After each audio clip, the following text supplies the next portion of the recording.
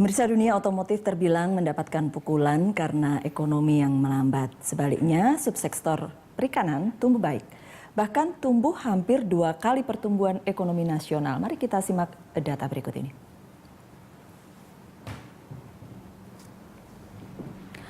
Produk domestik bruto subsektor perikanan pada kuartal kedua sebesar 7,17%, kemudian kuartal ketiga naik menjadi 8,37%, dan pertumbuhan ekonomi pada kuartal ketiga ini sebagai perbandingannya begitu ya Mas Wija, 4,73%. Betul Pak Thomas begitu betul, ya? Betul. Ya. Jadi angkanya memang ya. Oke. Mengapa perikanan tumbuh bagus? Yang pertama, produksi rumput laut yang berlimpah akibat pengaruh positif pada musim kemarau, kemudian adanya diversifikasi komoditas seperti udang yang dibudidayakan di keramba, di jaring apung di laut. Perluasan demonstration farming ke komoditas kerang dan sejenisnya. Lalu bagaimana dengan penjualan otomotif di tempatnya Pak Joni? Pada Januari sampai November mungkin bisa dicek ya Pak Joni ya. 2014 itu 1.129.217. Pada 2015 ini data hingga November. Benar, 18% turun. 940.616. Dengan 1 juta lah kira-kira sampai November ya. 1.020.000, udah dipredik sama saya. Oke. Penjualan motor pada 2015 Oktober 626.000 sekian unit, kemudian November turun ya Pak Joni 565.000. Ini 3 tahun berturut-turut. Desember diprediksi sekitar 300-an. Dari 8,4 turun ke 7, berapa sekarang? 6 jutaan turun pada Januari. 6,4. Penetration udah jenuh lah. Ya, mungkin itu karena udah punya motor. Jadi tidak cuma karena kondisi ekonomi kita, tetapi memang juga kalau yang motor kan udah lama kita menyetujui, selalu saya kadang-kadang kalau orang yang jualan kan ngomong enak, tapi harus dilihatin masalah kejenuhan itu yang tadi katakan.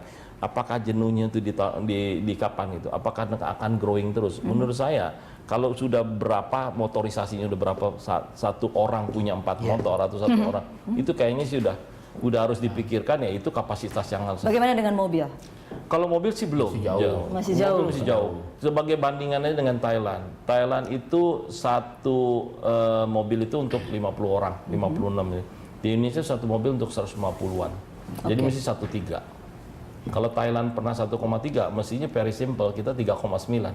Tapi saya nggak terlalu, ya 2 juta setengah ya. Iya, tapi sebelum kita lanjutin tadi, saya menyisakan Pak Joni soal persiapan TPP, ke pasar bebas, ya. Adalah kita harus bersiap, tapi itu tidak terelakkan pasar bebas, bukan begitu Pak Joni? Pasti. Mas Wija? Ini tidak terelakkan dan memang kita harus bersiap untuk bergabung. Tetapi dengan persiapan yang cukup matang gitu ya. Tapi kita lihat, kalau kita bedah, TPP sendiri sebenarnya di situ memungkinkan kita, memberikan fleksibilitas bagi kita untuk menyiapkan schedule di mana kita siap. Bahkan memberikan ruang bagi kita untuk tetap menutup area-area tertentu. Kita belajar dari Jepang misalnya, mereka takut industri agriculture-nya terbuka, makanya mereka menurunkan kita pajak. belum resmi bergabung juga kan itu kan? Belum. Tetapi kesepakatannya adalah dalam time frame 16 tahun untuk beras dan gandum mereka tetap tutup, mereka pakai sistem kuota. Amerika di lain pihak, mereka khawatir industri otomotifnya diserang, maka memberikan time frame 25 tahun. Jadi TPP ataukah EU CPA ataukah RCEP itu sebenarnya masih ada ruang bagi kita untuk bermain terkait dengan schedule, juga untuk mempersiapkan lebih matang. Jadi yang penting menurut saya kita tidak perlu takut, tetapi fokus melihat apa kekuatan kita dan persiapan kita untuk siap. Karena sebenarnya pasar bebas kan kita udah bicara sejak kapan begitu ya, tetapi apakah persiapannya kelihatan begitu? Pak Joni? Tadi udah diceritain Pak Wijayanto. Jadi emang benar, kita nggak akan terelakkan. Tapi kan masalahnya persiapan ini harus benar-benar serius. Gitu. Iya. Kapan? Kelihatan tidak gitu. Kan semana ini kan kayaknya kita dimanjakan. Jadi mesti 5 tahun lagi, mesti 5 tahun. Toto at the end kayak Mea ini kan. So, kalau ditanya jujur, orang bilang pada nggak siap. Tapi 80% kita udah terbuka kok tarifnya semuanya. Jadi nggak ada bisa mundur dan Januari. Kalau ditanya siap, saya jawabannya sebenarnya kita not ready yet gitu untuk bersaing. Bukannya not ready yet. Oke, ya. Kalau saya lihat tuh sektoral ya dan tergantung daerah. Saya kasih contoh begini. Teman saya nih Pak Hari dari Sukarbumi cerita, dia bawa kontainer dari Maluku ke Surabaya. Itu ongkosnya kira-kira 150 juta. Sementara dia dari Surabaya ke Los Angeles cuma $2.300. Ya. Nah, jadi artinya apa?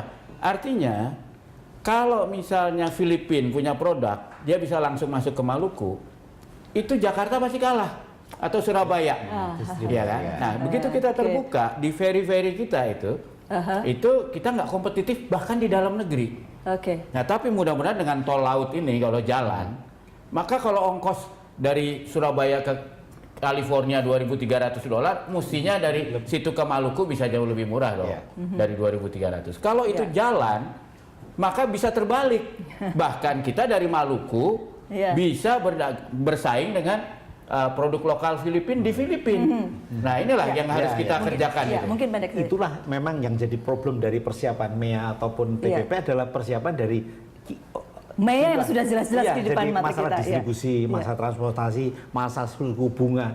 Sekarang masih jauh lebih tinggi dibandingkan dengan negara. Nah, kalau kerja rumahnya lebih banyak. Kalau sekarang kita belum siap gitu, bagaimana kemudian mau tidak mau karena sudah ada, kita harus melangkah, kita harus wajib persiapkan. Bagaimana kemudian cara mempersiapkannya, kita kembali saat lagi.